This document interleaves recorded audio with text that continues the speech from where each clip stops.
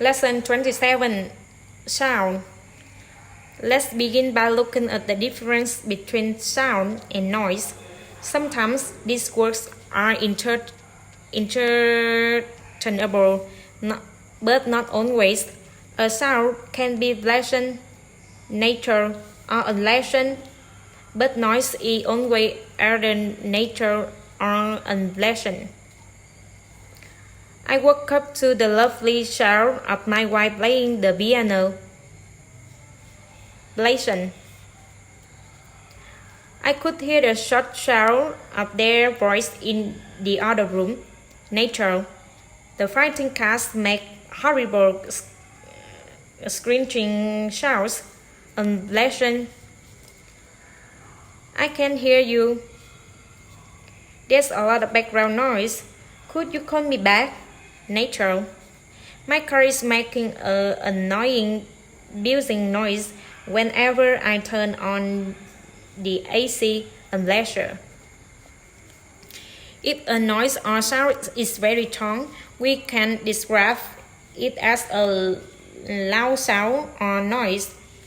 And if it's really intense, then we can describe it as a deafening sound or noise.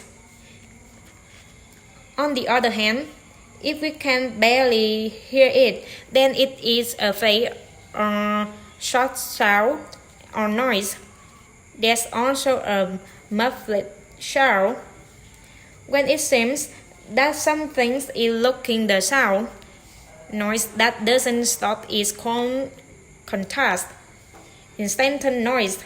You hear this type of noise if your house is close to the highway.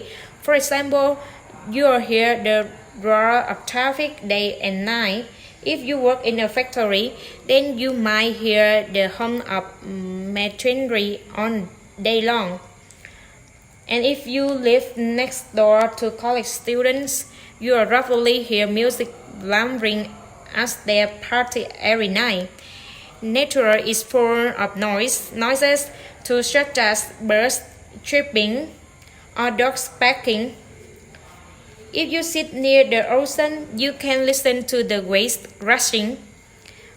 When you are in a remote, deserted area, you might hear the wind whistling through the trees.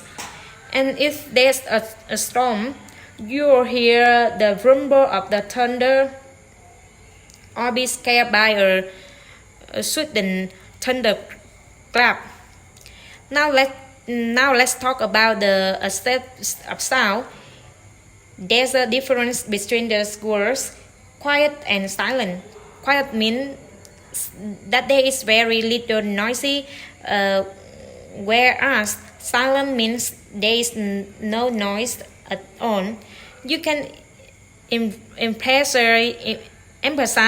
the totality of the silence by saying that it was absolutely, completely, or perfectly silent. When it begins to be silent, you can say that silence descended or fell, and then when a noise interrupts the silence, it breaks or shatters the silence.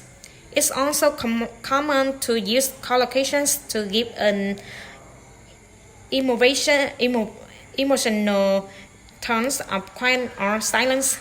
The kid were only strangely, uncharacteristically quiet.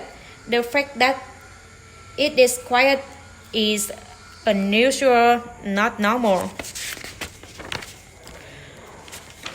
Picture about sex was followed by an awkward, uncomfortable silence. The silence is due to embarrassment. After yelling at her brother, she lapses into a stony, sudden silence. The silence is due to anger. There was a short, stony silence.